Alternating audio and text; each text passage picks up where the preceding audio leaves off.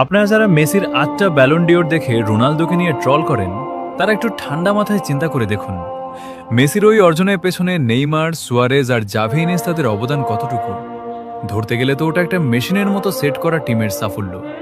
কিন্তু আমাদের CR7-এর যা কিছু আছে সব তার নিজের ঘাম ঝরানো অর্জন। আপনাদের কি মনে নেই ২০০৮ সালের কথা? আপনাদের কি মনে নেই ২০১৮ সালের সেই অবিশ্বাস্য পারফরমেন্সের কথা? এই মানুষটা যেখানেই গেছে একাই ইতিহাস পাল্টে দিয়েছে।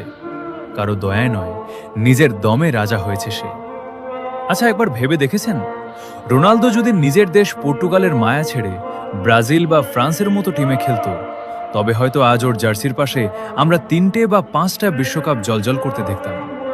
কিন্তু এই মানুষটা নিজের দেশকে মন থেকে ভালোবাসে, তাই শত প্রতিকূলতার মাঝেও আজীবন নিজের দেশের পতাকাকে আগলে লড়াই করে গেছে।